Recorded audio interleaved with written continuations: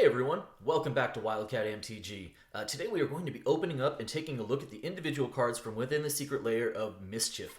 And what we're going to be doing is kind of examining the individual cards. We'll be enjoying, of course, the art itself as well. But I want to look at the individual card prices from within, and we're basically doing a look back. We want to determine, was it worth it for me to have purchased a Secret Lair?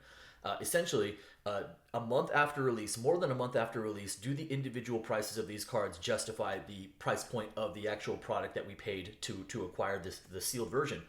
So that's where we're going to go with it. And then with that being said, let's crack some packs, or in this case, Secret Lairs. I mentioned this on the last video. We've done this with one other Secret Lair thus far, and that was the Stranger Things. I did mention, and I will mention again, I really like the smaller packaging. I think this is so much better as far as storage is concerned. Right off the bat, we do have this super cool red boxing right here, and I'm pretty sure we just slide on out. We do. Whoop. So the MSCHF Secret Lair, before we dive into this, I want to talk about this a little bit because this was, for me, an easy choice to purchase. This actually had a little bit of hype to it, a lot of bit of hype to it, because it had some cards that got leaked, I think accidentally, on Twitter in advance of the actual Secret Lair coming out. And so, what we saw was a first of its kind sort of thing from Magic. And let's take a look at a little bit what that looks like. So we're going to pull this out here. I already know what each of these is. There's no spoiler on the bonus card. Like, we know what the bonus card is, but maybe you don't. Maybe this is one of the first one of these you've seen. So I'm going to set this aside. We're going to talk about that a little bit individually. So let's take a look at the cards within the Secret Lair. So let's talk about the price point as well. The price point for this Secret Lair was $39.99. I believe it only comes in one version. There was no foil version versus non-foil version. It's just one release. So the actual pre-order date, I went back and looked. I pre-ordered it on November 23rd of 2021.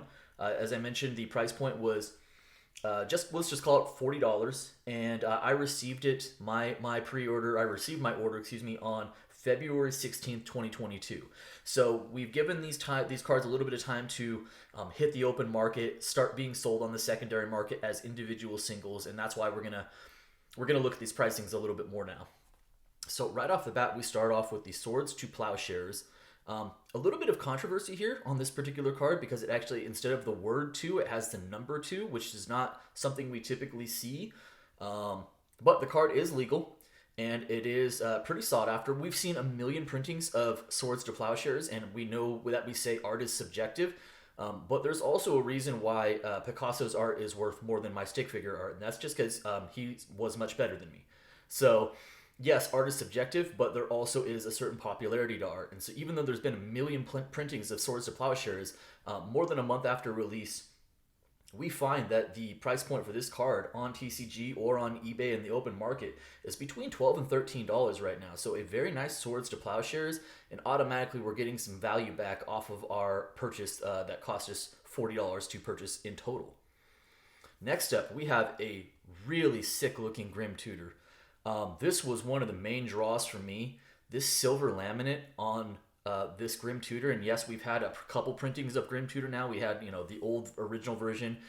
We had the one from the core set and a couple variants there, but this is just a really cool looking card. This is a commander playable card. Sees a lot of play there as a tutor card. And I was instantly drawn to this particular variation. I think it's kind of got some justice there. You can see the lighting there. And right now, this card is TCG market right about $16. So right off the bat, we have that $12 Swords to Plowshares and a $16 Grim Tutor. Probably the most expensive card in this particular Secret Lair from an individual card standpoint is Blood Moon. And this doesn't even look like a Blood Moon. I mean, this is unlike any other Blood Moon we've ever seen.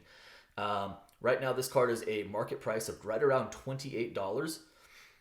And it may, this is where art is subjective. It may not be your flavor. Maybe this is not a very good printing of Blood Moon for you. So you could, maybe you like the swords and maybe you like the Grim Tutor, but you could leave the Blood Moon. We'll talk a little bit about what that means. But there's Blood Moon there. All right, next we've got Cut to Ribbons. And again, just very cool looking art. Just very specific. I don't know. I don't know quite how to describe it. This is not like a money card.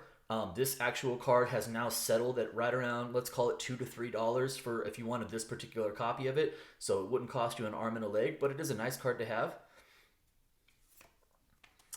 All right, and next up we've got Fairies Puzzle Box. So we've seen this is originally, gosh, out of the, I think it's out of like the Mirage block, I believe. And a very interesting version of this card. The art is, again, very interesting. I don't really have another adjective for some reason, but this particular version of this card will currently cost you right around $7.50.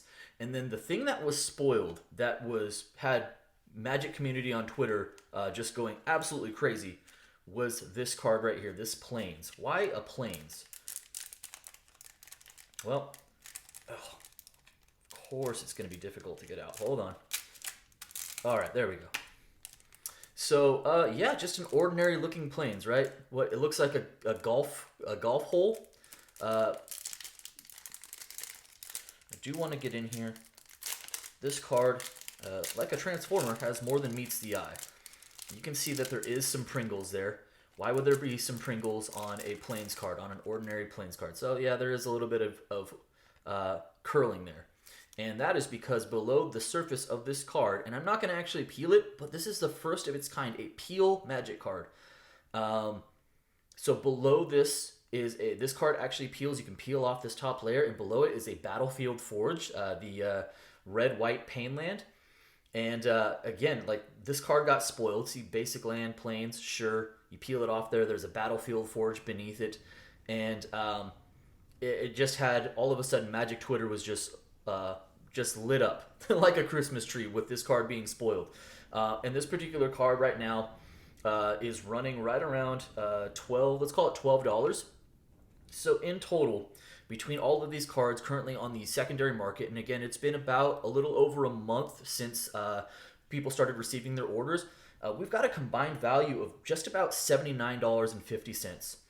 And so you're just about double the price that was paid if you were to sell all of these cards individually. Now, one of the things I want to stress is that I do think that art is subjective. I do think that Secret Lairs, there's far more hit than there has been miss, but there is no guarantees in life. So I'm not saying Secret Lairs are something that you should run out and buy 10 copies of each one of them because you're guaranteed to make money. There have been a couple duds on there, and I'll hold those opinions for which of those I think they are for maybe another video for another day. But I was immediately sold on this particular one. For this particular Secret Lair, this was money in the bank for me, just because there was cards that I automatically wanted.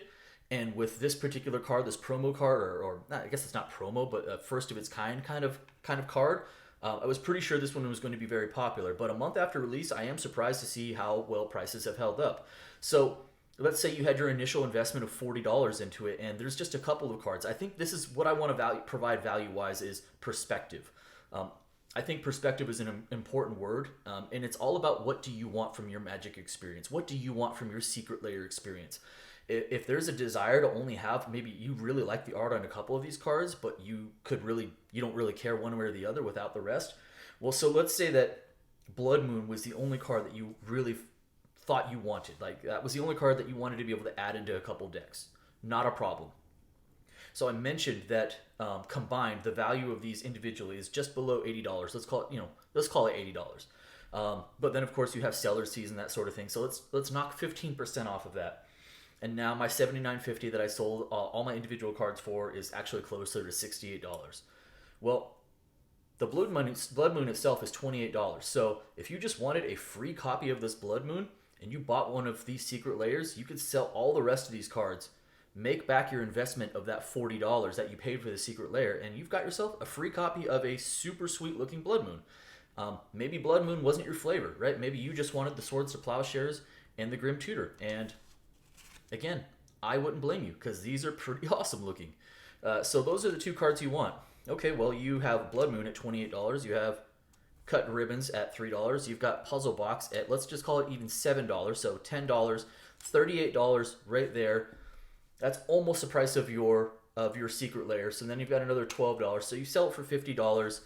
You pocket a couple of dollars after seller's fees, whatever, and you've got yourself a free, sweet-looking Grim Tutor and Swords to Plowshares. again, this is not financial advice. I'm not telling you to run out and go and buy every Secret Lair, but I do think that if this is something that's within your budget and you look as you're looking at Secret Lairs in the future, if the price had dropped on all these cards and they just suddenly became worthless, I would still not be sad about the $40 I spent.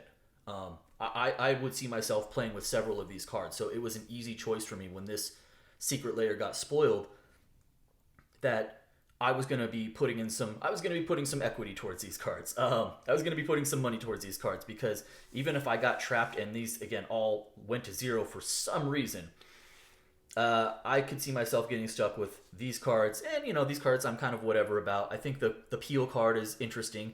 It is very unique at this point in time.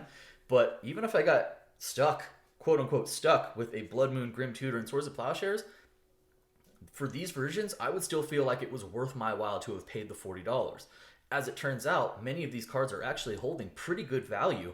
So even if I'm not high on Cut to Ribbons or Puzzle Box or whatever, I can sell them and I think make the majority of my money back to a point where I got really nice discounts on these other cards.